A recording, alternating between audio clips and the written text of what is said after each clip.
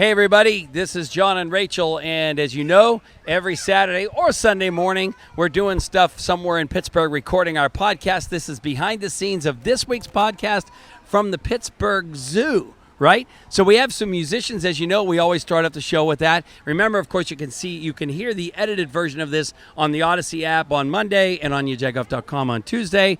But right now, we're going to hear tell us who you guys are. My name is Rob Sheffer. I'm Brannon Lyons. And you guys, do we have an official name at this point, or? Well, we're both members of the Pittsburgh Classical Guitar Society. I'm actually the vice president, and Brannon's the president, and we just like to get together and play some duets sometimes. See, this is your Saturday morning. All right, guys, let's hear it. One, ready.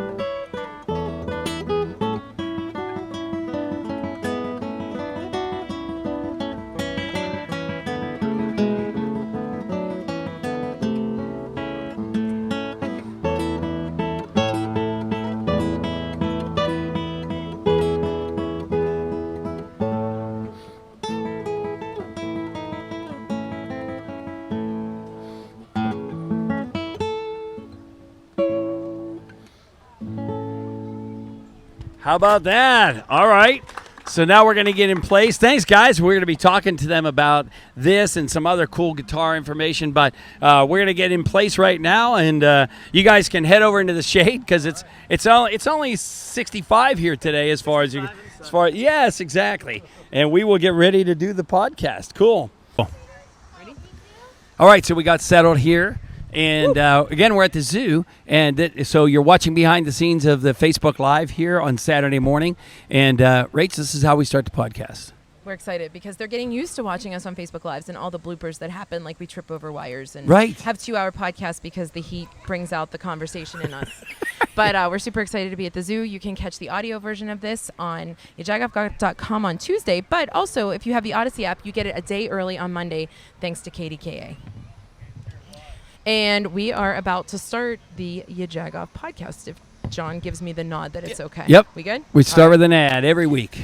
Rohrich resides in Bloomfield, but they might as well be in your neighborhood. From Brewfest with North Country Brewing to the Pierogi Festival at Kennywood, Rohrich is your neighborhood dealer, especially since they offer the Rohrich Advantage with free oil changes, inspections, and more. Visit Rohrich.com for all of your vehicle needs.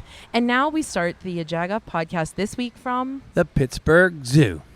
And this is where Aquarium. you'll hear music and all this kind of stuff. And then we say, hey, we are John and Rachel. This is the YaJagoff Podcast. And we appreciate you listening so much that we appreciate that you also go and subscribe to the podcast.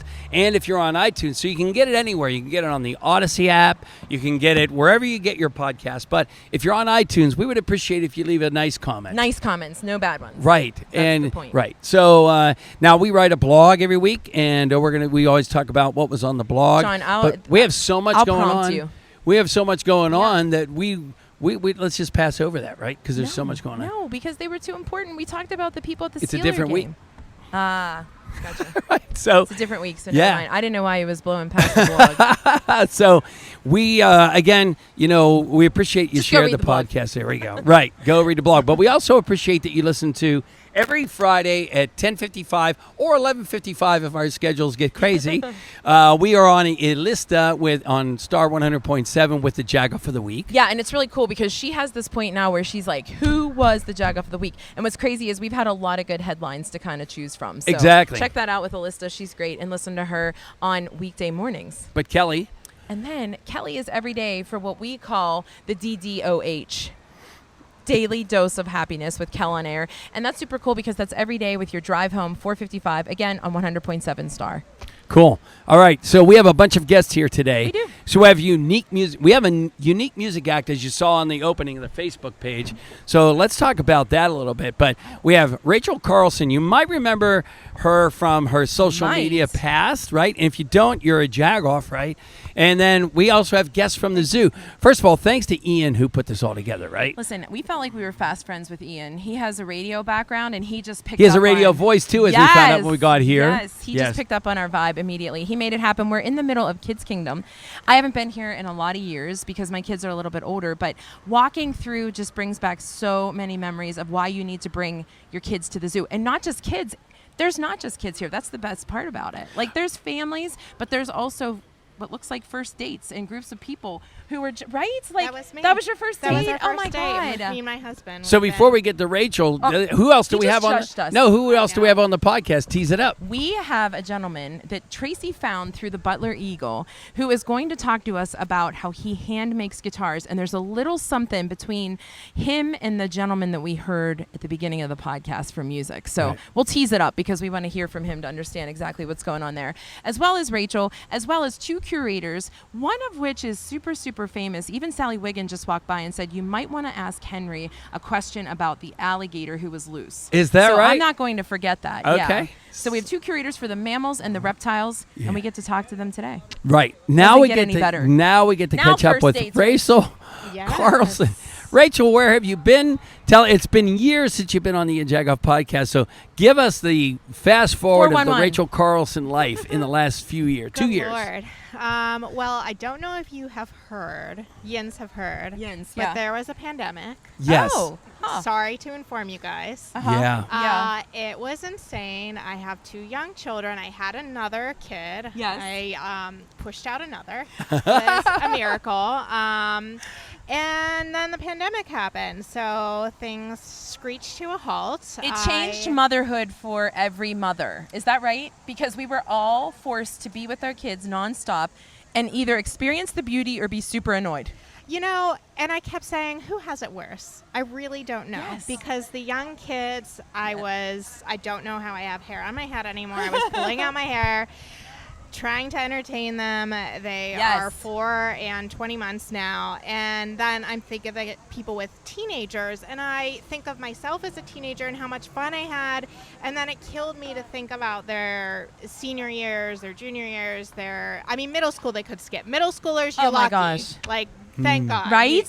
You skip that. But high schoolers, it killed me. So everyone had a horrible time. Everyone had a thing. Shout out to all the moms and dads taking care of kids. And that was nice you threw dads in. Yeah. They deserve it. Yeah, I mean, I was about to protest, get out my sandwich board sign and start walking around here. No, but you're right. Yeah. And, it would be interesting to do a podcast of just kids at various ages and say, how much did your parents get on your nerves during COVID? And get their opinion, right? That's true, Lord. too, yeah. My kid would be like, it was awesome. Let me stay home every single day. Well, or, as you said, I had a nephew who was born, during the pandemic, and all he knew was people with masks. That was my kid. Yeah, my that has to 20-month-old. be a hard. Yeah, it's very weird. Yeah. Because it's everything he knew. He knew the house. That was it for the first year of his life. I had him in 2019, December. Yeah. Wow. And then the world shut down. Yeah. And I was like, well, this is awesome because I just had a kid. I can just hole up. And then I'm like, this is not awesome. I just had a kid. Correct. And it was horrible. But it really made me reevaluate things, as it did a lot of people too. And I had been with Yelp for almost 10 years. Wow. Which is insane. And I loved it. I loved it. I loved it. And I love Pittsburgh, as we all do. Sure. And my love of local businesses has not died, but it was time. Yeah. And time for a change, or time like you knew this chapter's kind of over? Both. Okay. I knew that you had to love it to be in it, because you weren't doing the community justice by not being fully in it.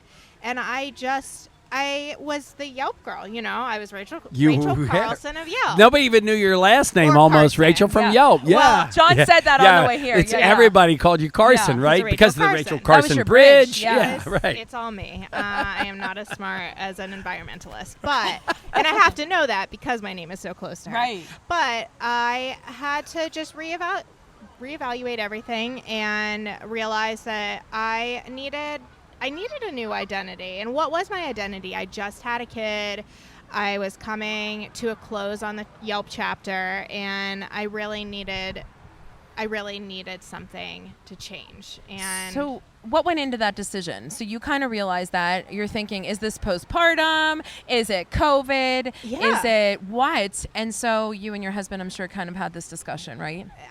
We did, and he was very nice, I will say, in terms of, I think this is time. I've eaten many small appetizers for 10 years at your events. I think we can wrap things up, and was supportive. And I started looking, and it's crazy being out here in the wild looking for jobs nowadays, and especially after 10 years too, and kind of being scared of what's out there, what can I do? Because they always said with Yelp, you wear many hats. Sure. I did a lot. I did social, I did events, I did marketing, I did media, I did it all.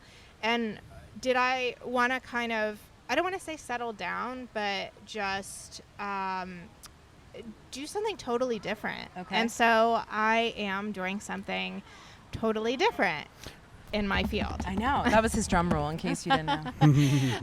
It's weak, but we'll take it. So it's all I can muster here. You could get a lion roar. I know. Yeah. Awesome, actually, if you could cue that. Where are we? So I saw a job. It's called the ToGo Group. And they own now 5 apps. So no surprise, went to an app, work from home, awesome.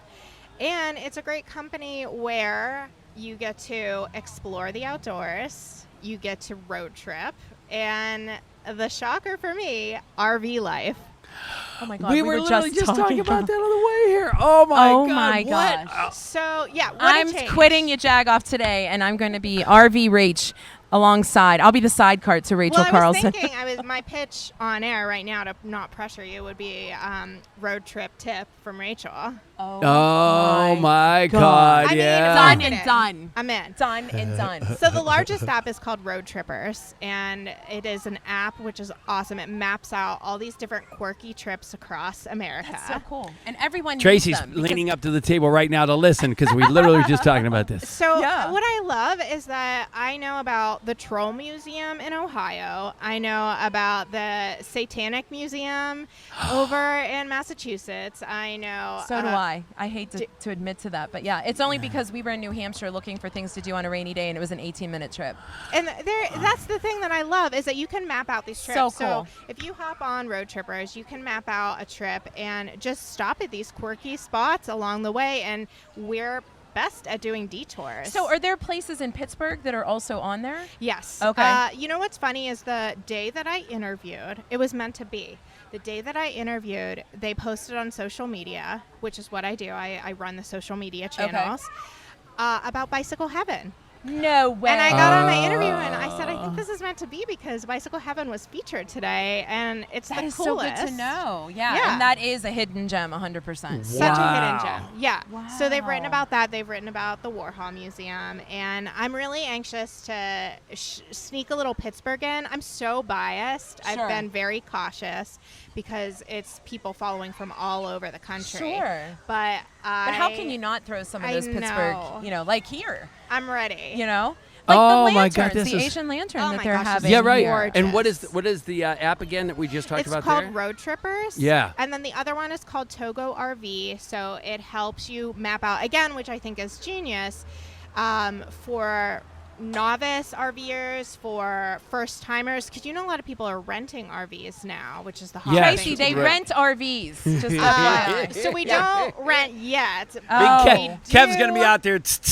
help you on your course because it has a GPS where you can navigate. So Okay. there's a tunnel coming up that you can't fit in under. love this. And then we have a ToGo University where you can learn how to RV. So that it's honestly, I hate to say it, it's so cliche, but it's the hottest thing right now is ToGo RVing. you. I can't believe we were. I'm gonna wear we a were shirt just that on, says ToGo Listen, you. I was making fun of it on the drive here because I'm Mr. Immediate. Like I want to fly someplace, get every minute of that place when I'm there, and Yes. fly home at the very last minute.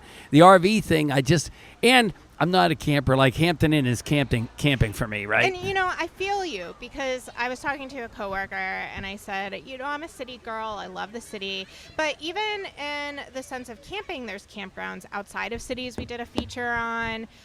There's campgrounds outside of amusement parks. I worked with Nick Paradise, our friend over there. Yes, He right. Sent a wonderful list of campgrounds outside of amusement parks, which there's one outside of Cedar Point, which is awesome. We need one outside of Kennywood. We do need one outside. Yeah, that makes sense. But I think that immediate access, so you're saying you need immediate access. This He's is saying it. he's bougie, and I that- mean, Yeah, I'm bougie you too. know. Yeah. But I'm not. if you get me in a really bougie RV, I'm there. Well, but Same. see, And so that's what I was that's saying. that's Sign where me up. yeah, and that's where I would argue the bougie part on my. I'm more immediate. Like I want to immediately get there and spend every minute there and get immediately back. Like I don't want to have to drive 10 hours home, that Well, kind of thing. With rentals, you can rent it and they can park it there, and then you can just enjoy the benefits of being in the great outdoors. There's dark sky places that you can look at the stars. Yeah, that would be totally Yeah, cool. be out in nature. And again, I know I'll say it 5 times, but s'mores. Like, come on. That is such a good idea too, because I feel like you were saying, as we went through COVID, we were sort of navigating like, what do you do next? How do you elevate what exists? And this seems to be kind of the and next I mean, we've level, just right? grown tenfold. Yeah. And again, what I love is that I'm learning all of this. Everything I've spewed out, I did not know 5 months ago. Yeah. And it's amazing in that sense, being immersed in something I really knew not much about other than I like road trips, I like to travel, and I like quirky things. Yeah. I love the road trips with Rach. Is it okay, John? I love Give it. Your stamp Yeah, of no, I approval love it. too? And here's what I think is if we would do an RV type YaJagoff podcast my thing, God. we would Should. take these guys, the musicians, we would take them with us because they're like the perfect RV musician. Yeah. We sit around a campfire, and we have them I told play. them we'll make up lyrics. I'll talk to my people and get back to get that RV wrapped and ready to Oh go. my The gosh. yellow YaJagoff YaJagoff RV. comes to town. Yeah. I mean, I know There's a you lot do the going on. porch tours, but Yes. maybe a refresh next She knew summer. she knew the way to my heart right there. really did. Okay. Yeah. And s'mores. Steeler Yeah. bar stops. She just needed your Okay. stamp. She knew she had me because it's the same name. Yeah. We roll No, together. Rachel, this is great. I mean, and I love you genuinely on a personal level seem happy, and that's the key too, Yeah. right? Is I think people really in the midst of COVID stepped back and said, life is changing. If I'm going to make that change, it should be now, because what do I have to lose? We had no idea Yes. what was happening next, and kudos to you for kind of doing that with two young ones to kind of get to the point where you really are enjoying life. When Not that I you don't weren't under, I before. you know Well, I'm but obviously I'm obviously not in the club, but I noticed that you seem like you're doing a very good mix of both. Like you didn't lose your entity, you Correct. didn't lose yourself in being a mom. You're a good mom, but you also know that you can do these things here. And Well, Rachel does that too.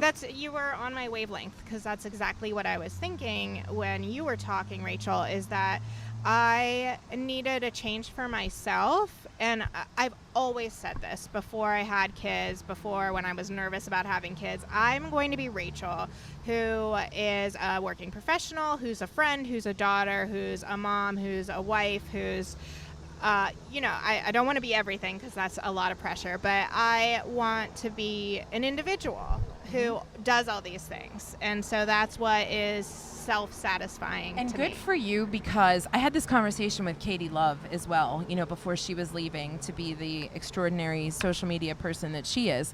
But what I love about you and her and this amazing generation of women is you're not letting motherhood is an amazing thing that we get to experience. But for a long time, I can speak for myself, it was motherhood and then who do I become? You're kind of doing it all at once to And balance you say it. that too, and that's the thing. You always have to preface it with, but it's amazing. But it's amazing. It is. But sometimes it's not. Oh, and we know. sometimes That's the honesty yeah. of it. Parenting isn't always the best thing It's ever. not all Right. roses and sunshine. It's poop and And I don't sweating at the know. zoo. Yeah, Yeah. sweating at the So zoo. your kid could see Yeah. a llama. Yes. Spit on. They need to see the monkeys, the smelliest. Oh my God. I would love to get But- Ian on here and just have him watch as the parents come in, as the parents leave, Oh, with the their three screaming. kids. Yeah. So much screaming. Rach, Yeah. with your whole new endeavor and all that you're kind of immersed in, are you still vintaging? Oh my! This is what I have. Love. Hello. I mean, how cute. I am. There's so much I want to do too. Where I dived into this new job. It takes up a lot of time learning a new skill, learning a new job, and so there's a lot I want to do on the side hustles, as you will. So I love vintage. I like to post that more on social media. I'm gluten-free. I'm celiac. Yes. So I have a handle. I'm ready to launch it. I just need the gumption in terms of the commitment, really, and Sure. time. But I'd love to launch a handle called Yin's Gluten Free, and it's for gluten-free people to navigate Yeah. the It's a city. great idea. Pittsburgh. Yeah, Yes. yeah, why Because not? it's hard Yeah. living gluten-free, and I miss a good donut. So there's good donuts out there with gluten-free goat. But I want to be immersed in Pittsburgh still in some way, so I'm kind of trying to navigate what that looks like.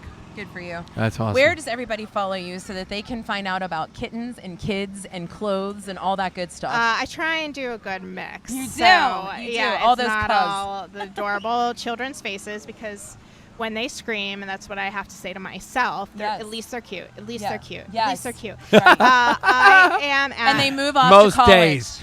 and there is a time when Yeah. they will not be there with Right. Right. you. All the time. Yes. Miss Rachberg, MS Rachberg, on Instagram.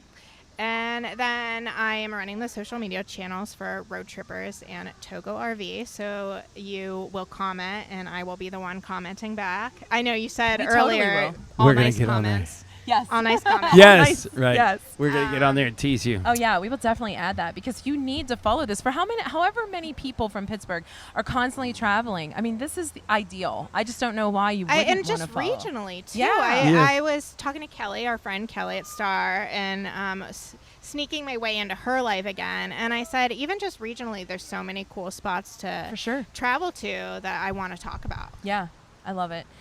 Rach, we don't want to let you go, but we know that your kids are here and you're going back up to the aquarium to enjoy the Pittsburgh Zoo. But we definitely want to have you on more often, so we'll have Tracy get in contact with you so that we can have these road trips tips from Rach. I love it. I'm gonna work on the RV switch. I love it. us. Okay. All right. All right. All right. Thanks, And Rach. who do we This have is playing awesome. music? What music are we going into? So, did we get a name? Oh yeah. you had Actually, asked. we'll do. Yeah, we'll edit Yeah, that so I out. wouldn't- All right, because it's the It's guitar Gary club. Nyman and musician friends. Is what I Yeah. have, All right. yeah. Got it.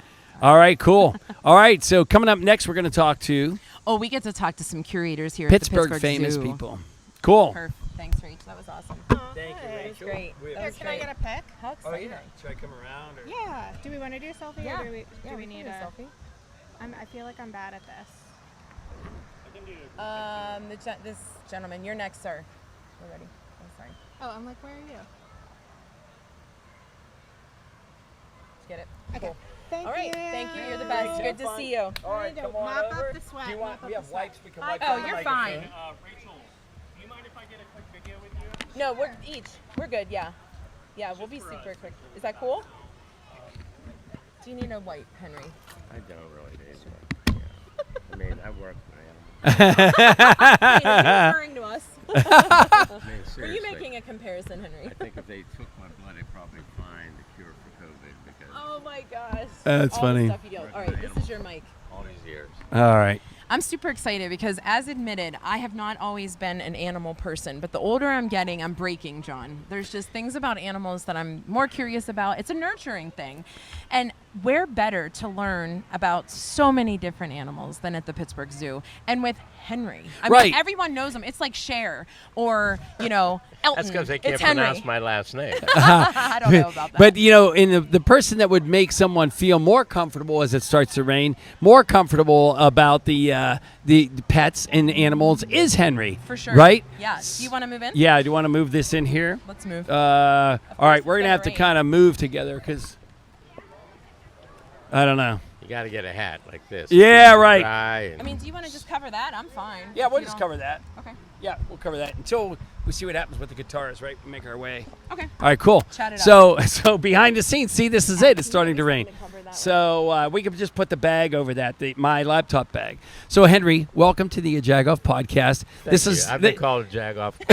He said, I'm from Pittsburgh. You can't tell me this is a term of endearment, but I swore it was. So we have to prove to him that that's what it is. Right, John? Yes, exactly. So talk to us about you.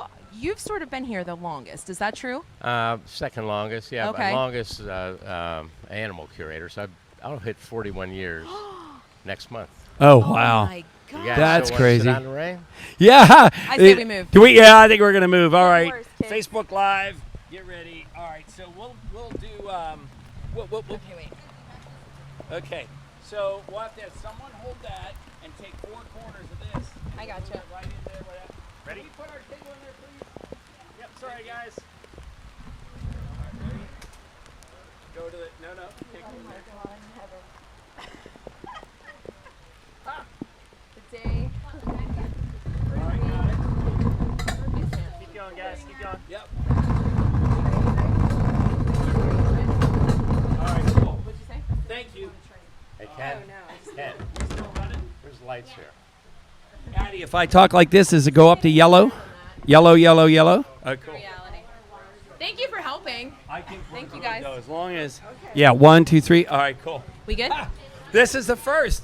Henry, this is the first. It's the way the week's going. Right. All right. So if you're listening to the podcast, you just heard an edit because we literally moved out of the rain. Yeah. Because as Pittsburgh is becoming known as the Florida of the North, we're getting these crazy rain spurts. So, Henry, thanks again for coming to the podcast. More than And welcome. so you're in charge of reptiles. Reptiles and Kids Kingdom. I got Okay. the animals that you see around us right now, and the reptiles, the crocodiles, tortoises, snakes. The things that creep people out. But were you doing that the whole 41 years, or no? you I kind was of not. moved? Okay. I started out as an animal keeper, worked my way up, but Okay. over the years, I literally have worked with everything. I think that's pretty much here. Start there, though, Henry, is because I was sort of reading about the difference between a zookeeper and a curator, so that I could understand how is it moving up the ranks. So Well, you kind it of is. get hired. So zookeepers are the entry position for working with animals. So they are the day-to-day caretakers for the animals. They make sure they're medicated, fed, cleaned, and those kind of things. The curator oversees that staff and oversees the collection of animals. Gotcha. And so, you hear about a museum curator, like an art museum. They're responsible for bringing in certain pieces of art and displaying them. There's usually a theme to that, and that's part of what we do as curators. We have a theme to our Kids Kingdom animals. And so, it's a little bit of just like a gallery curator, right? Yeah, There are except themes. we're dealing with living animals, and besides, knowing how to hang it on a wall, we have to know how to take care of them. If we don't, there are times I've gotten animals I've never worked with or my staff hasn't worked with.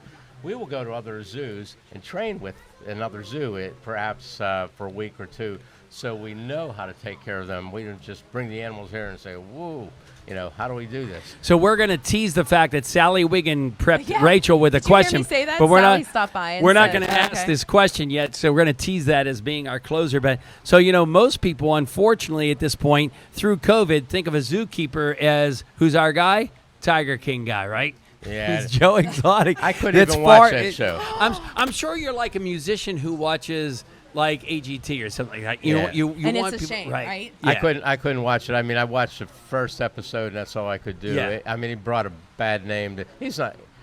He doesn't fit what I call He's a a true character. zoo or a zookeeper. Right. So. Sure, sure. So how do you identify that? Because let's face it, every family, as soon as the weather breaks and they can get their feet on the ground to get here, they're coming this way. What are you doing to kind of ramp up for that family season? Well, during, first of all, we came out of COVID, which Sure. we were really hurting. Pittsburghers and surrounding areas have come through this year and really helped us out, turning us around. So what we do things like this. We try to create an awareness. We do a lot of good for animals, conservation work, but we can't do that conservation work unless the public comes out. Right. The public coming through the gates, becoming members, they allow us to do things, field work. We actually have conservation field work on every continent. I don't remember how many different countries, Sure. but we do quite a bit around the world. People don't realize that. They come out sometimes for, family good time, to be educated. We do a lot of education classes. People don't realize how many students go through our education programs Right. on site, and then we go to school. So all those things happen. Most people think about a trip to the zoo. That trip to the zoo, if it's just a simple family outing, helps in so many ways, supporting animals in the wild, educating students, underprivileged children as well. So there's a That's lot great happening. point. Yeah. Yeah. It's not just a trip. Exactly It's right. the existing and it's the continual. And we try to educational make sure resources. even though there's that passive education through signs, or we do demonstrations, we Yes. talk to the public, that makes a connection with the people, and they come back. Yeah. Well, and that's the idea. I wanted to talk about. You guys have an annual membership where people should come back because maybe they can come in, and if you get the annual membership, you don't have to come in and go, "Oh my God, we're at the zoo. We have to race all the way through." You get the annual membership. Maybe you come today. It rains like it just did right now. You get the Kids Kingdom in. Have a great time there. See what's there. Go home. Come back and see something else another day. Do you see people doing that? There are people, I call them, the Wednesday stroller moms. They only, for instance, the kids are young. The other kids may be in school. They're bringing their preschool kids here, and they'll come on Wednesday. And I don't know if they know each other from advance or just meet up here, but it's usually the same 2, 3, 4 mothers pushing a stroller, coming through Kids Kingdom, doing their thing, and going home. So yeah, you do see that. It And becomes, and they are members because they're here every week. And there's one of the greatest options you can have is become a member of Zoo. We're only closed Thanksgiving, Christmas, and New Year, so you can come out practically all year round. Yeah. Such a good Take point. us back to school a little bit. Reptile. Yes. How do we define a reptile? Reptiles are ectothermic, cold-blooded animals that I told you that. Oh, we were just Yeah. talking about that and RVs on the way out here. they would enjoy a day like today where it's nice and warm. Reptiles, you have turtles, tortoises, snakes, lizards, crocodilians, alligators, crocodiles. And there's also this real odd one that nobody ever names when you ask what a reptile is, a tuatara. It comes from New Zealand, and it's a lizard-like animal.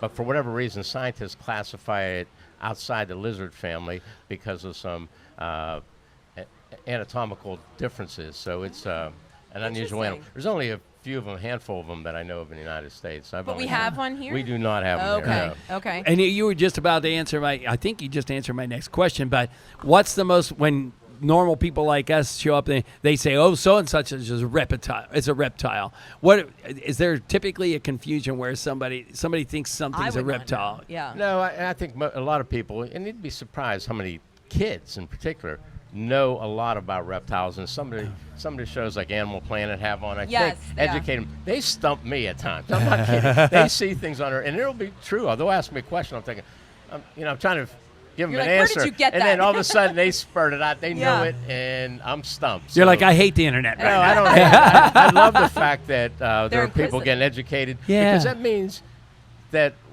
an audience is being reached that That's right. I care about animals, and then they'll care about animals. If they know about animals, they will care about them. So it doesn't always have to be through the zoo, but we're partners in education. Is there still a stigma of fear specifically with reptiles?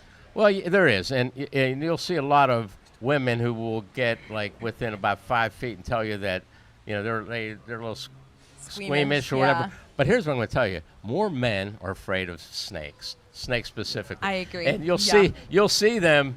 The wife will come up and get close, and then you coax them, you can touch them, you can do this, and she'll actually be brave enough to do it. He will be standing 10 feet back. That's me. Not always, but I will tell you that from my experience, men will stand further away. That is so That is me. funny. Then when women may be nervous, but they will actually sort of make a commitment to try it if I coax them. That's Yeah, so it's- funny. They're drinking the Miller Lite. We're drinking the Guinness.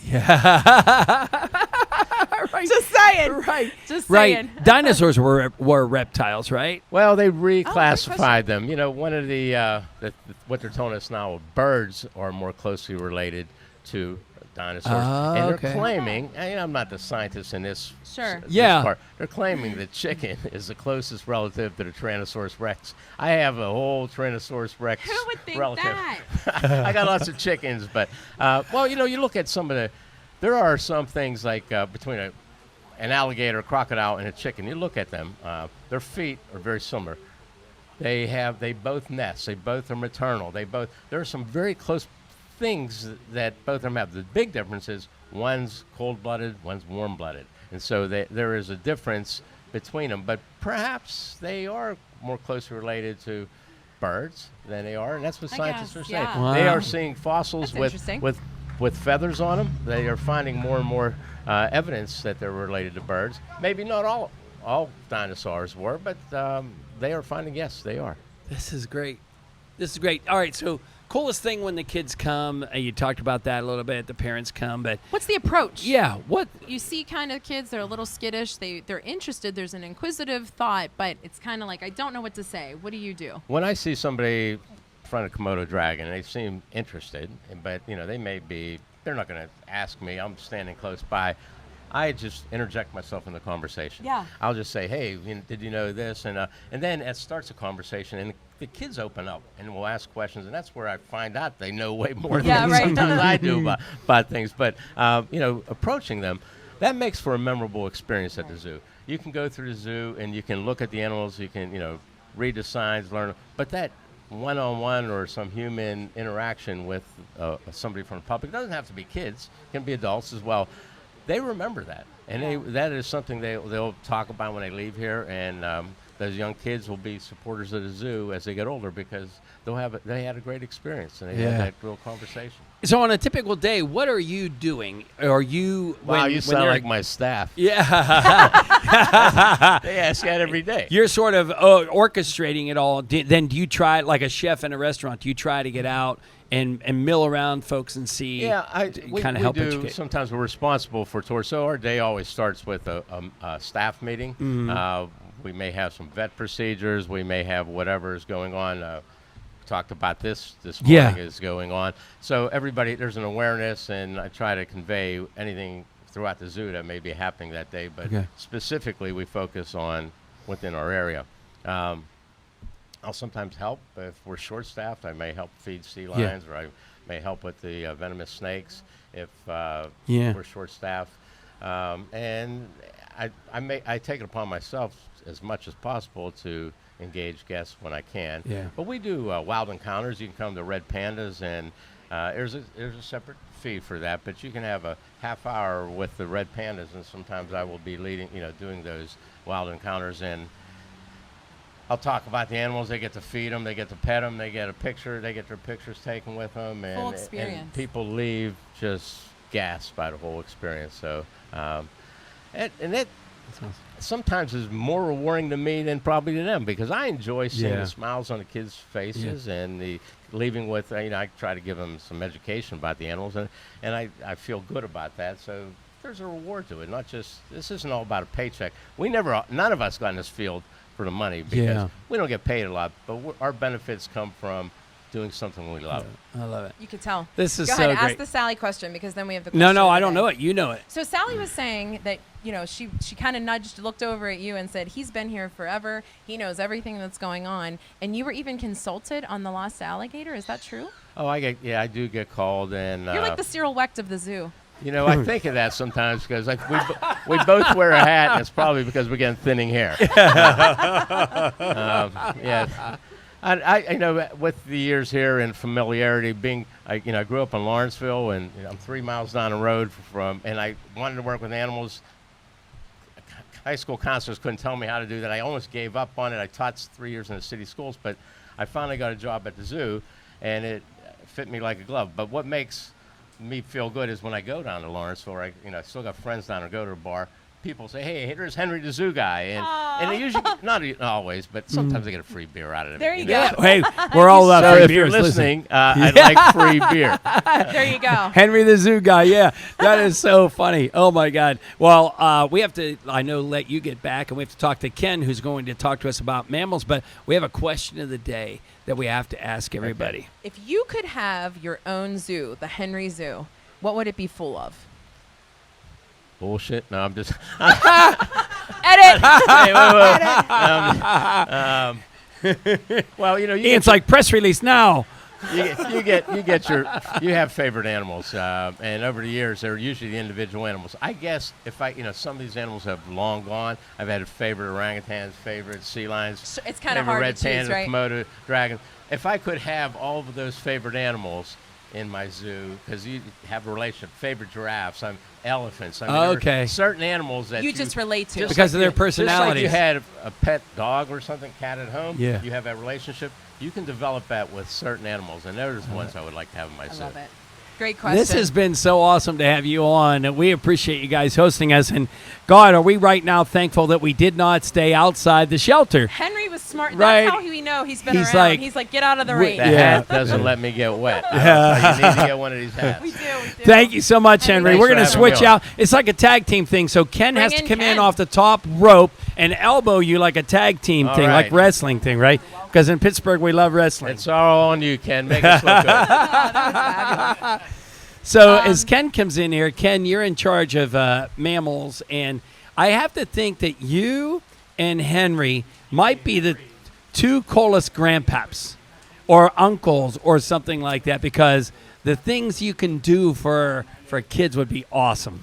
Well, first of all, say never follow, kids are animals, and now I'm following Henry. So. Right. Lucky you, Ken, right? Yeah, exactly. Yeah, no, it's always fun to bring family out and to be able to bring them behind the scenes and Yes. see the neat things. That it's still cool to see them in front of the the exhibits, but then to go behind the scenes. Oh, that's really cool. Yeah. So, And I'm assuming every family, I know what my family questions would be is different than what that family questions would be. How do you kind of combat that if you don't have an answer? Is it like, hey, let me get that answer for you kind of thing? well, you can always make it up, Yeah, there you go. Yeah, like who else would know? They won't know, right? Well, no. as Henry said, who else would know other than the 8-year-old kids that are Yeah, watching right, yeah, YouTube, exactly. right? Yeah. No. They can't. Magicians can't fool them either. So yeah, right. 98% of the time we're going to get the same questions that we've been fielding for the last 30, 40 years. Really? They don't change with time? Nope, it's like, what's his name and Yeah. How And long is is that he? the more How much is he interesting weigh? part? Like the actual facts, like we would a baby, right? Or our own household animals. Those seem to be the more frequently asked questions. Oh yeah, Okay. yeah. And you get, like you said, some of the kids, they ask some of the interesting questions. Yeah. And it's actually fun to then engage them, and and the parents are kind of open-mouthed, watching this interaction between you and their 8-year-old son or daughter, and so it's a lot of fun. Yeah, for sure. Now, you are the curator for Mammals. Tell us a little bit about your background. Are you a Pittsburgher, and what brought you to the zoo? Well, no, I'm not a Pittsburgher, but I've been here about 12 years, although my parents went through Pittsburgh a number of times because my dad worked for Westinghouse. I grew up in upstate New York, and then I spent about 25 years down in the South, mainly at the Dallas Zoo. Came here in 2010, and if you remember, February of 2010, we had Snowmageddon. Yes. Yes. That was one of my first days. Oh my God. That is so funny. Adeline was just born, so I remember that like it was yesterday. Yeah. Yes. You opened your front door and you couldn't get out. Right. So what was the zoo like? Well, it was quiet. It was actually beautiful. I bet. But I was actually living. We've got a zoo house for colleagues or researchers or so on. Oh, and I I was see. living there. It's right across the parking lot. I didn't know that existed. That's It's pretty cool. right. It's one of those neat, behind the scenes things. Yeah. And so at 7 o'clock, I get a knock on my door. It said, Ken, you may want to get up. I think we got some problems here. And so we trudged through, whatever, 2-3 feet of snow across the parking lot, up the escalator. And by the time I got up there, I was like sweating like crazy. Yeah. But it was, even though it closes the zoo, when you get a snow, just like at your home, it makes everything kind of beautiful. Yeah. Yeah. And once the animals, some of the animals can get out, like the polar bear or something like that, and they're having a grand time, or the penguins or something like that with the deep snow. Mm-hmm. And so you're lucky to be able to see things like that most people don't. Yes. So it's one of those rare treats. Yeah. You take advantage of it. And that was like day one. Just so. about, yeah, exactly. And you're like, Far you're cry like, from I Dallas. miss Dallas. Right, yeah, oh, yeah.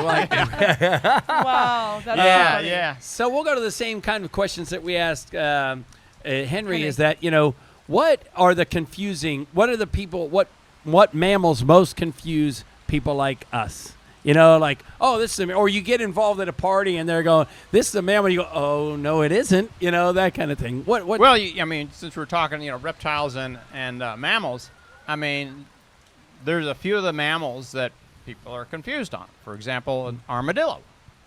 An armadillo kind of has a hard shell, and people are like, what is that?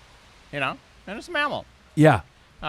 Or another one which really confuses people and you don't often see, but fortunately I had some experience with. It's called a pangolin. A pangolin is an animal. It's also called a scaly anteater, and they actually have scales. Okay. So if you picture an animal, it's about 3-4 feet long, got a long tail. It's got claws on its front and rear feet, and it's kind of got a long snout, and it's got a long tongue like an anteater. But it's not. But it's not. But And- same family? No, it's totally different. Yeah. But people are like, it's got scales. It's got to be, some kind of a lizard. Yes. Said, no, it's not. It's all mammal, and the scales are kind of like your fingernails. So they're just, or like the hair. So it's called keratin. It's part of that. Oh, yeah. But it's a protective layer, and their belly is fuzzy, and But neat thing, just like an armadillo, is they will curl up into a ball if they feel threatened by a lion or tiger or something like that. And this is hard shell, and they'll bat it around like a basketball, and finally get tired. I can't get into this thing. Throw it out of the way, Wow. And when he decides that the coast is clear, then he uncurls and he goes into the bush. But those are some of the cool mammals that people get confused with. I would Yeah, for sure. Reptiles. Oh. How about that? We've had experience with both of those. Here at Pittsburgh, not that we always have to either be number one or nothing, but there's never second as far place. as you work here, so you must enjoy it. How does the Pittsburgh Zoo? What was measure always up? like the San Diego Zoo was always like the epitome or something like that, right? Yeah. And we seem like we're doing pretty good as far as our zoo and people coming from out of town to see our zoo. Oh, definitely. And I mean, we're certainly one of the top. We do get these ratings, Yes. and it's all dependent on different people's perspective. Yeah. So we're somewhere between medium and large size zoo. We're over 75 acres. We're one of only about 6 zoos that has both, The aquarium, right? zoo mammals, but we have an aquarium. Exactly. Okay. Most times the aquariums are by themselves. Okay. So this is one of the few zoos that we have a major aquarium, not just a little aquarium, but a major aquarium. And all the aquarists, they do amazing things.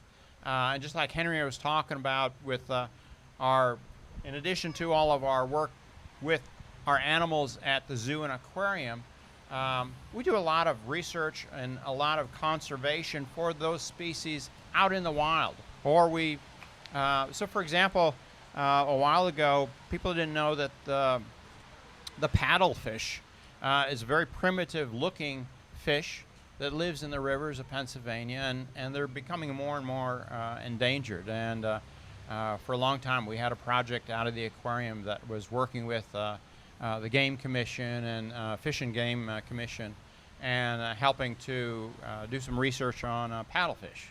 So things like that. The Hellbender, which is an amphibian, and getting more and more rare, that lives in streams, and they too are getting more endangered. It kind of looks like a lizard, but it's an amphibian, so it does not have scales. And again, we had people from the aquarium that were working with the Game and Commission people out in the wild to help restore habitat, to figure out where they are, and so on. And we have some here at the zoo. So we're always looking for a connection between what we do at the zoo and how That's to nice. protect wildlife and yeah. their Sure. habitat. And that's one of the things that we probably don't do a good enough job is telling how much conservation work we do outside of the zoo. And again, as Yeah. Henry said, that the support, the money to do that comes from people paying to come see the zoo, right? And Absolutely. being members, right? Absolutely. Yeah. No, it's every dollar that comes into the gate in one way or another both supports the animals here, but a percentage of that, along with donations, comes in. We put toward research and conservation projects.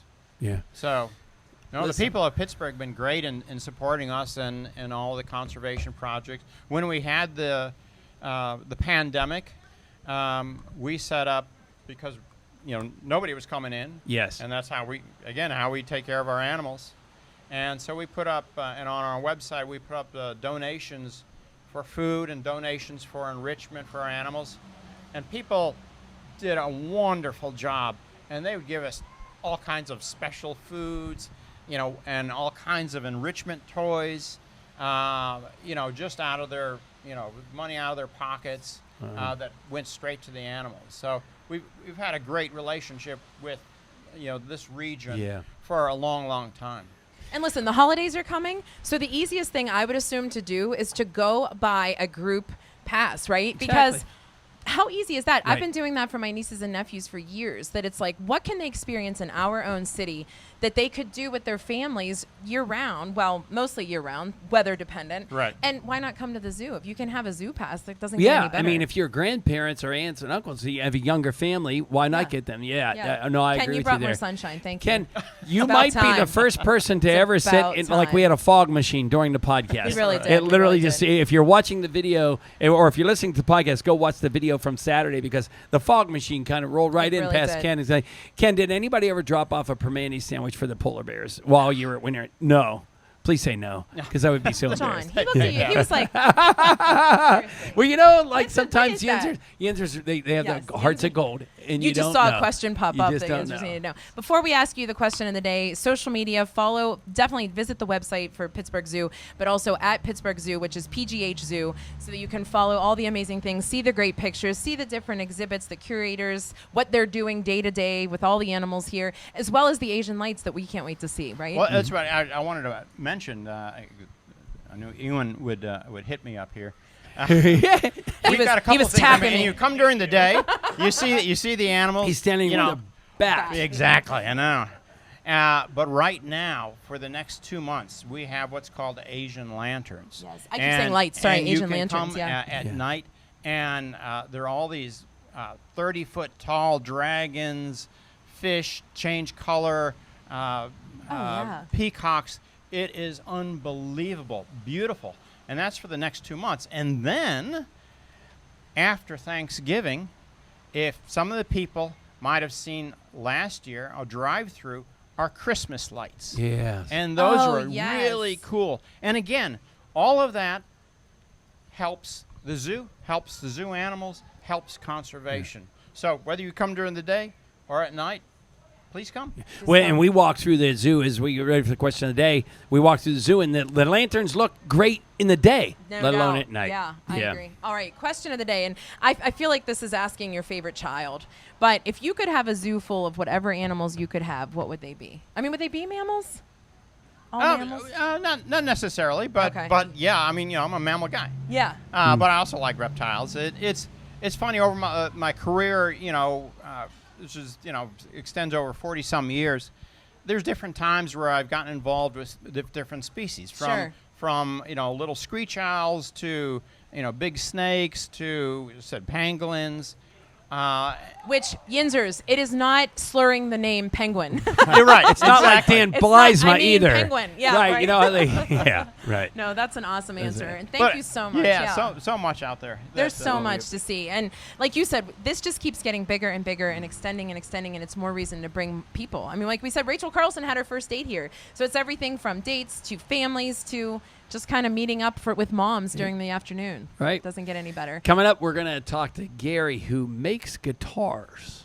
Awesome. Thank you so much. Cool. That You're was welcome. perfect. Thank you Yeah, so I just much. didn't- because they don't always know what the social is, and I wanted to make sure I had that. checking email whenever You're fine. No, and that's why I gave you I was going to have you type in my notes, but it's fine. And then we'll Here you put it go, in the show Gary. notes, All right. all of our social All right. but every platform. We'll make sure you have enough room there. All right, cool. So we're going to talk to you about the guitars and then get those guys in here to talk, like in general, right? Are they going to talk about the guitars they're playing? Did you build the guitars they're playing? Do that, Yeah. Oh, yeah. Okay, The good. vocals, yeah. Okay, got it. Okay. But they Cool. They were asking if it would make sense to do the final music maybe up at the education building. because Well- we're concerned about the. Okay. Or we could just use the song because we can't pick up and move, that kind of thing. We can use the song from the beginning if you want, that kind of thing, right? We go with that. Okay. Good. Yeah. Yeah. Totally up to you. All right. We'll So, work something out. all right. Butler County represented at the zoo, Rach. I mean, Butler in the house. Is that what you're saying? Yeah, Gary walks in. He goes, Butler in the house. Here's the cool part. Gary was actually in the Butler Eagle, in the Cranberry Eagle. Tracy saw the article and was like, this guy is super interesting. So we did a little digging. So you retired in 2012, and what happened? You got bored. Well, I played a lot of golf. Okay. And after that got old. I played a great deal of golf for 5 years, and I was looking for a challenge. So I decided that why don't I try my hand at building a guitar, because I had played in the past, and I've always liked to tinker and do things, and like build a computer and things like that. But Oh my gosh. I thought a guitar would be a real challenge. But were you Yeah. musically inclined prior, or did No. you just... Okay. Yeah, yeah. So I- it was your side thing. I started playing guitar when I was in college in the '60s, and I never really got good. I was the kind of guy that sat around hootenanny and played chords so you could sing your songs. Okay. Okay. That was really the extent of what I did, Okay. and I've never gotten any better. And that's the reason I had Brannon and Rob come here, so they could show you what those guitars can actually do. Yeah. So talk about that. So what sort of... Did someone have to kind of give you some kind of like outline on how to do it, or did you literally Google and research and kind of do it all yourself? Well, I started off by buying a kit, and before I actually bought that kit, it was pretty expensive. So that was a big leap for me. But I bought the kit from a company in Ohio. I built the guitar. It was a steel string. So is that common though, a guitar kit? Yeah, it's relatively Okay. so, yeah. Okay. Yeah. Interesting. This company in Ohio, Stumac, they sell a lot of really good kits. But I built the thing. It sounded pretty good, and I gave it away. And then I decided I'm going to try this. You know, the kit came with pre-shaped, pre-formed wood. I said I'm going to buy the flat wood myself and build it from scratch. And so I did. I built 3 more. I actually built 4 more. And at that point, that's when I decided I'm enjoying building 6-string or steel string guitars, but I want to branch out and see what else is out there. So I went online at that point, and I was looking for a mentor. And I found this guy in California. His name's Brian Barnes, and I worked with him for 2 years. We did Zoom sessions. I would call him at 1 o'clock my time, and which is 10 o'clock his time, and we'd both work. So I was calling him after my lunch hour and before his, and we'd spend 2 hours doing Zoom lessons. And Love it. I worked with him for, well, I still call him and talk to him when I have a question, or sometimes he calls me and asks me my opinion on things. Wow. Is there a specific kind of wood that you have to work with to build a guitar? Like you just can't go to Home Depot That's and buy some pliable, plywood and 2x4s and whatever. Is there a specific type of wood that makes a good guitar? Yeah, in the case of classical guitars, for example, I put spruce tops in, and I buy that wood from a company in Germany, and they harvest that spruce in the Northern Alps. So there the spruce tree grows very slowly, and it makes wood that's very conducive to being the top half of the guitar.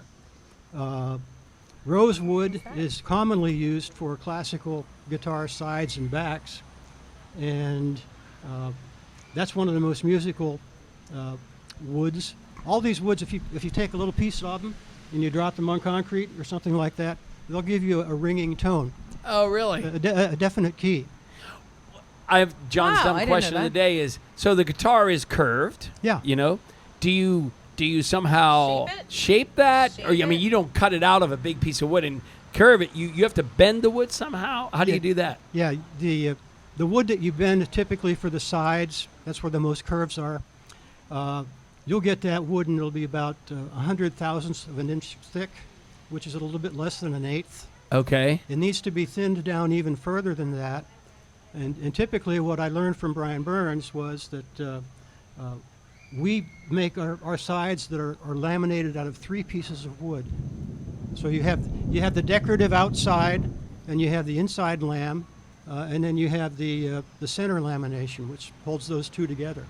But then you put those on a curve that sits in a plastic bag, and you pull a vacuum on that. So the plastic bag comes down on the wood, and it forces it to the outline of that curve.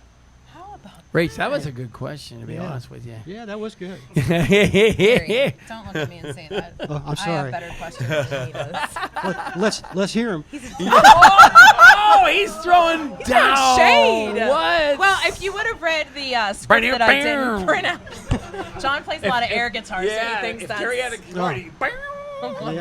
Yeah, air guitar is great. Oh my gosh! So that's the whole process then. So there is a particular piece of wood. Yeah. You do have to use the plastic. Is there a certain amount of time that you have to wait? Did you say? Yeah, For it to with take form? That glue typically is epoxy, Oh, okay. and I like to let it cure for at least 8 hours in the form with the vacuum pulled, and And is that from trial and error? Just wait. Yeah. Is that from Yeah. trial and error? So that's from you kind of figuring out that that's the best amount of time. yes, Okay. right. All right. Go ahead, John. Is this like wine and musicians and anything else? Like your first guitar, you would never want that to be shown again, but your however yeah. many guitars you're in, you're much better at it. Is it, you know, if someone who makes beer for the first time, wine for the first time, they go, "Oh God, I'd never drink that." Right. Yeah. But is this like that as far as your guitars? And how many guitars have you made? It is a bit like that, John, but yeah, I made some wine back about 10 years ago. Unfortunately, the first batch I made was just killer. It was, it was terrific, and I never could match it, so I gave all that stuff away. Oh, that's funny. Yeah. Okay. Okay. That's But funny. I guess the best answer to your question would be to say I've learned a lot since I built that first guitar, the model, the kit, and each one is still a challenge. There's something new.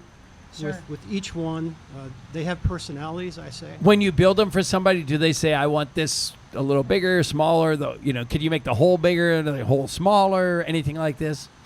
You could do that, but I've got a very good model from my Oh, I see, mentor, okay. and I've been sticking to that, and I've tried a couple of Should we bring in these guys Yeah, now? variations. Come on, guys, come on over. I'll give you my Well, microphone. and Yeah, what has your great. clientele been like? So has this been word of mouth essentially? It has been word of mouth. I went to a class reunion not too long ago, and somebody said, "What are you doing to pass your time?" And I said, "Well, I'm building guitars." And he said, "I want to buy one." And so I said, "Great." It turns out his son is a really accomplished guitar player. He's in Australia, and unfortunately with COVID, he's not been able to come home. Yeah, that's pretty bad. So we still have that guitar here in Pennsylvania, but the first sale I made is going to go to Australia. That's so And- awesome. And after that, I was getting ready to really get serious about marketing, and that's when COVID hit. So, Yeah. but fortunately for me, I've been able to make Brannon and Rob through the Pittsburgh Classical Guitar Society, and again. So you met through that organization? Yes, Okay. yes. So that's where you guys kind of enter. You're a Yeah, part. Gary had contacted us via email, and it was real exciting to get it because to know that there's someone in the area doing this, because to get a good handmade classical guitar in Pittsburgh, you have to drive 4 or 5 hours of all the compass points to get there. Sure. You got to go to New York, Ohio, Illinois, down south, out east. And it's just a real rare thing. And the guitars that he's building are very nice. I mean, they are professional caliber guitars. You don't have to be a professional guitarist to own one, but Right. they are, a professional could pick that guitar up and be like, these are very nice guitars. So, These are guitars. but prior to him being, and feel free to jump in, but prior to learning about his expertise, what were you doing before? So largely, yeah. Just say that's a good question, Rachel. That's a great question, Rachel. I love that. Best question of the day. Thank you. But no, like Brandon said, if you want to find a really nice handmade classical guitar, because that's the thing. I mean, there's a lot of very nicely made factory-made guitars, especially that are entry-level things. But when you're getting into doing professional concerts, when you're Sure. talking about people who are going to major in this in college and stuff Right. like that, you're really looking for a fine handmade instrument. A lot of the times it's made to the specifications that you want, and you do have to travel pretty far. I've gone to Ohio a couple times looking for guitars. I've gone out to Philadelphia. They have some great places out there. But yeah, to have gotten an email just randomly in the middle of the day, Yeah, I will right. not forget pulling into a Serendipitous, parking lot, and looking and saying, "There's a guy in the area who actually makes classical guitars." Yeah. And they're really wonderful. It was so exciting to just talk to Gary and to get to meet him for the first time and to play some of those instruments. But they do everything that you want them to do. A lot of it is the projection, right? That whenever you play it, they can be loud enough to carry, because we're not using an amplifier or Right. anything, and so it has to be able to sit on stage by itself. And if you're playing a concerto with an orchestra, you got to compete with the orchestra behind you. But are they adaptable for that case? Like, could you use an amplifier, connect to something? So there's different scenarios. Some guitars will actually have a plug-in that you can use to go directly out to an amplifier. Typically, the really nice classical guitars don't end up doing that, just because you don't want to mess up with the wood Natural design sound, at all. sure. And but we'll use microphones sometimes for that. Like you'll see that even if you go to see the Pittsburgh Orchestra and a Right. guitarist comes in. Occasionally, there's a microphone set up, right, that you can hear. But that projection, getting a wonderful tone, having a wide array of tones that you can choose from. As you move your hand left and right, as you angle your hand slightly differently, because we all use our are nails, and that's a big topic of discussion for classical guitar. And Yeah, as you get it at a different point, it creates a different sound. And then ultimately, one of the biggest things that I thought of with picking up Gary's guitar for the first time is just that it kind of inspired me to try out a lot of different stuff. And that's a lot of times there's just some note that resonates really well, or something that his guitar does that the guitars I have don't already do. And I'm like, I want to explore that more. Gotcha. And the other nice thing is that with them being locally made, they are acclimated to the local climate, which is a big deal. Like I have a guitar that was made in Spain, and it's used to the weather that wood was sitting in and where it was built. And I have to watch that thing, you know, as far as controlling the, I mean, I've already had a crack open up on it. Oh, wow. Because it's not acclimated to the temperature, where if you got a guitar out on the West Coast, where it's temperate most of the year, it's not going to be used to coming here where we have these 4 crazy seasons. Yeah, whereas, right. you know, So your Gary's- guitars are humid. Right. Whereas All the time. You know, Are Gary's, they mammals or? Are Yeah. Gary's storing and building his guitars. Sure. You know, Oh, that's in a good in point, this storing, area, yeah. and it's just, it acclimates to the area, and there's going to be less trouble down the road with them. Wow. That's Yeah. pretty cool. Even- And so, even though the wood, you know, I tell my guitar students, you know, the wood, even though it's not a tree and it's not a live tree, the wood in the guitar is still very much alive. That I was just about to ask you. So, but Rob, you brought it up. So I was watching you guys play, and you both you and Brannon have weird thumbnails. Like you all your nails are trimmed, but you have one thumbnail that looks like you could harpoon it, you could javelin a fish, right? And Yeah. tell us about that. So Yes. there's so much that goes into a nail, and anyone who's listening to this right now who plays classical guitar is probably laughing as we're talking about this, because you're like, I'm probably still experimenting with nails. Oh my gosh. I talk to my my guitar students likewise all the time about that. But there's a couple things. So the thumb is the longest because at the angle that we like to hold our hands, it is the longest to travel to get to the string. So we actually have angles on the other nails as well, but the thumb's the one that you notice, right? That like when you give someone a thumbs up or a handshake, they're like, I'm not sure about this guy. But there's a lot of schools of thought, and one of the most popular ones is the idea of kind of creating this ramp with your nail. I'm probably too far away to see, but the idea that it's kind of angled a little bit. It doesn't go straight up, but it goes kind of to the side. And the idea is that you make contact with the guitar right at the point where the nail and the flesh both touch the string, and that gets you a warm sound. And then the string travels down the length of the nail, and that pushes it into the guitar further, which helps with the projection and the warmth Wow. of tone. and so you're both teachers, is that right? Yeah. Yeah. Okay. With a long thumbnail, you can get a lot of different sounds out of it. Like Rob was saying, if you hit it at the point of contact where the skin meets the nail, it'll give a nice balanced sound. Or there might be something where you don't want any nail on it, so you kind of favor it to where it's not. Or you can go all nail, and it sounds more like a guitar pick dragging across the string. So you can get all, like when a guitar player breaks a thumbnail, that's like a big deal. Because That's it's the the worst. one that takes the longest to grow back. There you go, buddy. I broke my nail. So the next time I break a nail and I can play, but I'm a guitar player. He is an air guitar player. Yeah, for sure. No, this is amazing. So give us a quick synopsis, because you're the vice president of the group. So tell us about that before we go to the question of the day. Sure. So the Pittsburgh Classical Guitar Society has been around for a while, and we largely want to bring awareness for the arts, especially for guitarists. We want to give guitarists and those who are just simply interested in it a home, a place to be able to play, to be able to feel comfortable. We want to be able to put on concerts that people might not otherwise be able to hear. So bringing in great artists from around the country, occasionally from around the world, to give concerts, to give master classes, to teach about how the guitar is played. We occasionally do open mic nights where we'll just welcome people to come in and to play with us, and just get feedback and get applause for what they've been doing. But largely, it's just about helping people understand the instrument better, understand music better, and hopefully enjoy it. Get to communicate and share some of our passion with them as well. Brandon? Yeah, Pittsburgh has a pretty healthy, for the size of the city, classical guitar community. All the universities in Pittsburgh, Duquesne, CMU, Pitt, and even in the outlying areas like Rob teaches at Grove City and W&J, all have some sort of guitar program that, and they do have a classical guitar program. So there are a lot of players, not as many as like that play electric guitar or anything like that. But it's a cool little community. And even like WQED, they play a lot of classical guitar music on their station. And Pete and Scott.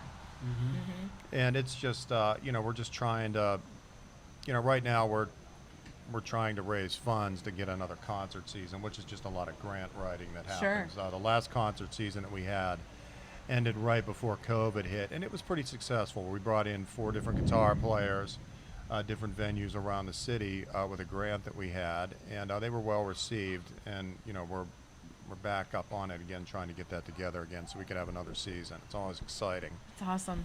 Gary, you're sitting here like you're pretty proud. Like you kind of pushed this. You made this all happen. You're the great and powerful Oz right now of guitars. Yeah, I am very pleased that this has happened for sure. Yeah. There you go. Bang, bang. Thank you, sir. No, it's been a real pleasure for me to meet these 2 guys and become good friends with them. I was pretty sure that I was building a good guitar, but until you put it in the hands of somebody that can really play it, you don't have any idea. And I still get goosebumps when I think about the first time that happened. That's awesome. So, kudos to you. All right, question of the day. We're at the zoo, so you can't escape. Would love to talk more music, but you can't escape this question. So the other guys, they're curators. They have to be safe, right? They have to talk about how they love all the animals. But if you could have a zoo, what would your animals be, Gary? actually, I had that zoo, and I would do it again. Siamese cats. Oh my gosh, that's a good one. Yeah. Okay, Yeah. Brandon. I like foxes. I see them in my backyard all the time, and I watch them, and they're just Wow. really cool to see. I was expecting like puppies, and you guys have these great answers. Go ahead, Rob. I'd be okay with anything except for snakes. I'm a little bit terrified of snakes. I still have to back up a little bit even behind the glass. Did you hear them talking about how guys typically do that? So I heard. you're I fitting related right in, completely. so. Yeah, I don't know. That's too funny. Any kind of cats or like the big cats, like tigers, are really cool. I mean, that'd be a really neat thing to get to know It over would. time. No question. No question. You could be the Tiger King. You could be the So, tiger. Rach, this is John, awesome. what would Rach? yours be? I was just going to ask you. No, don't ask me. Mine would definitely be puppies. Like, Yeah. mine would definitely be dogs. Adeline, what would mine be? I'd say llamas. I have always had some odd there you fascination go. for llamas. Nice. A llama spit in my brother's face at the Everglades when we were 11 and 14, and I loved every minute. I have pictures of it. So now you're best friends, it's- right? It's Right. been my thing. Right. for We have quite to some thank time. everybody. First of all, thanks to Ian here at the zoo. Just an amazing thing. And the fact that even Gary got the smoke kind of going across. Yeah, you Again, got if the you're fog listening to the machine. podcast, go watch the video of the fog machine. Yeah. Yep. So thanks to Ian and Tracy who pulled this all together. This was awesome. And thanks to Henry. Thanks to Ken. Yeah, Thanks to you guys. Such plethora. You don't know what to expect because as kids, we've been through these different, gyrations of who's teaching you what about animals, and they make it fun. I mean, Yeah. it makes you really want to come. And we definitely encourage you. I did not realize because I heard this at hockey last week about the lanterns, yeah, right? the Asian You need to lanterns. come out to see the Asian lanterns. Yep. They're here for 2 more months, and again, they're amazing during the day, right? Yes. So, and of course, thanks to Rohrich Honda. Did we answer? Wait, yeah, you answered You the did question not today. thank Rachel Carlson. Thanks to her, because my now gosh, we're yes. going to get the Pittsburgh Zoo into her app so that when people are looking for things to do, they know that they And need to we're come going to on an RV tour, which we Yeah. said on the way out here what I would never do. So funny. Thanks so much to Rohrich Honda. Rohrich Honda resides in Bloomfield, but they might as well be in your neighborhood. From Brewfest with North Country Brewing to the Pierogi Fest at Kennywood, Rohrich Honda is your neighborhood dealer, especially since they offer the Rohrich Advantage with John's favorite free oil changes. Visit Rohrich.com for all of your vehicle needs. And we need one edit point. Can you just tell us the name of the song? Rob, tell us the name of the song that you guys played throughout the episode today. We played a terpsichore, which is it's a Of course you collection. did. You know that It's a name. pangolin song. It's a collection of dances, and that's what you really heard. You heard a lot of different dance Yes. melodies throughout Yes. that piece. I heard the Okay. tarantella. Do you know what the tarantella is? I love it, and you may recognize it's the same sound as tarantula. Yeah, Look right. at me! No, and it's the tarantella. I'm telling you. Yeah, you got it. I'm a All little right. And Italian. so now we thank everybody. We're good. All right. Thank you, guys. See you. Thank you.